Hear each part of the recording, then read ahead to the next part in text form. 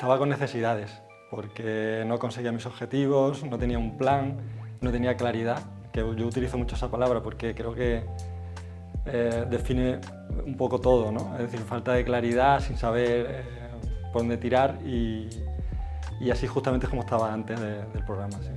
Sobre todo para tener esa tranquilidad de que van a llegar a ti de forma recurrente proyectos, ¿no? Sin tener esa incertidumbre de qué va a pasar, ¿no? Dentro de 3 meses, dentro de 5. Te van llegando proyectos, pero realmente no tienes una estrategia, vas improvisando. Entonces, cada proyecto es como empezar de cero, ¿no? Y si ves que se te ocurre una idea feliz, la aplicas y si no, pues no. Improvisando sin un plan claro, ¿no? Entonces, siempre esa incertidumbre de sin saber si lo estás haciendo correctamente o estás aprovechando al máximo las oportunidades o no, ¿no?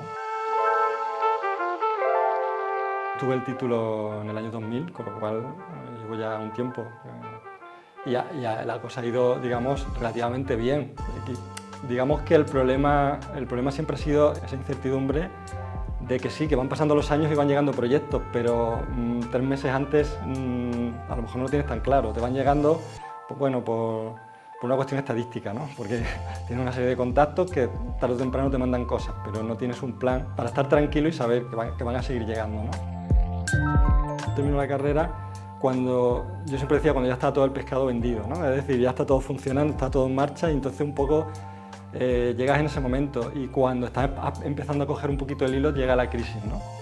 Y entonces ahí te cambia todo, ¿no? Desaparecen los promotores y tienes que reinventarte. Reinventarte casi pensando en otro tipo de profesiones, porque la arquitectura se hace inviable, ¿no? La profesión de arquitectura se hace en ese momento inviable. Y bueno, ese momento fue traumático. ¿Sí? Dejo la arquitectura por un tiempo, unos años, me dedico a hacer otras cosas. Cuando la cosa empieza a ir un poquito mejor, empiezo a incorporarme a trabajar con empresas promotoras y ya cuando la cosa termina ya de mejorar, pues decido salir y ponerme por mi cuenta. Empiezas con muchas ganas y mucha ilusión, ¿no? Porque dices, bueno, a ver si esto ya es lo definitivo y nos ayuda, ¿no? El elegir un nicho me parece fundamental. Yo eso nunca me lo había planteado. Te va a ayudar a ti, primero a mejorar tu servicio también, ¿no? Si conoces a tu cliente y sabes qué le tienes que dar a tu cliente, vas a dar un mejor servicio. Estaba hablando con muchos arquitectos y nos da un poco de miedo eso de no, yo quiero ser más generalista porque si me llegan proyectos no quiero desecharlos, ¿no? Que por otro lado tampoco tienes por qué, puedes tener tu nicho y después te pueden llegar otras cosas, ¿no? Que no pertenecen a tu nicho, pero bueno, no tienes por qué negarte. Pero sí es verdad que trabajar en tu nicho tiene que ser tu piedra angular, ¿no? Porque tiene que ser tu servicio principal, ¿no? Porque es el servicio del que eres especialista, ¿no? El de que pretendes ser un especialista y dar un valor mucho mayor, ¿no?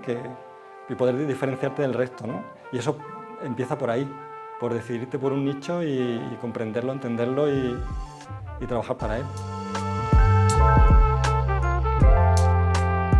La seguridad, desde luego, es decir, tienes un plan que antes no tenía y sabes que tienes ahí un plan al que recurrir, ¿no? Incluso si no lo estás empleando, dices, bueno, pero en un momento dado puedo recurrir a él si me veo un poco más apurado, ¿no? de entrada de proyectos y tal. A la hora de tratar con el cliente, ¿no? Todos estos recursos que dais para comunicarse con el cliente es muy gracioso porque no sabes por qué, pero funciona, ¿no? Es decir, tú sigues el listado de las reuniones y dices, pues he convencido a este señor, o sea, no es que lo hayas convencido, sino que este señor me ha entendido, cosa que antes no ocurría. Partes de un guión que a lo mejor no tienes ni siquiera por qué entender su estructura en sí, ¿no? Pero lo aplicas y funciona.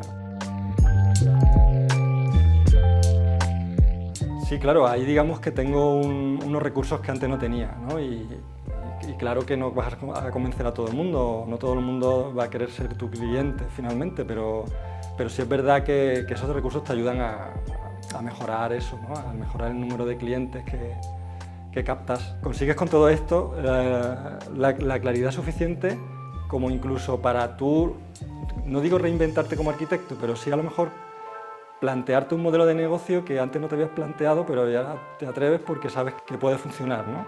Te vuelves más valiente, ¿no? Porque tienes en tus manos recursos que antes no tenías y dices, bueno, voy a ver si podemos intentar esto y sabes que hay muchas posibilidades de que salga bien, ¿no? diría que se anime, ¿no? Que se anime y sobre todo que abra la mente, ¿no? Porque es verdad que los arquitectos sobre todo yo creo que somos muy tozudos. Yo mismo he hablado con arquitectos que cuando hablábamos del nicho no lo entendían y yo decía, yo se intentaba explicar y no lo entendían. Entonces yo creo que yo les recomendaría que abrieran la mente, ¿no? Porque eso que se plantea funciona y a lo mejor hay cosas que no entendemos por qué funcionan, pero funcionan.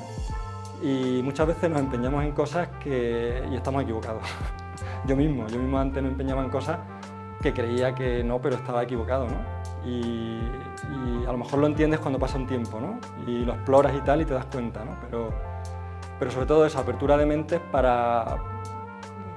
lo menos para planteártelo, ¿no?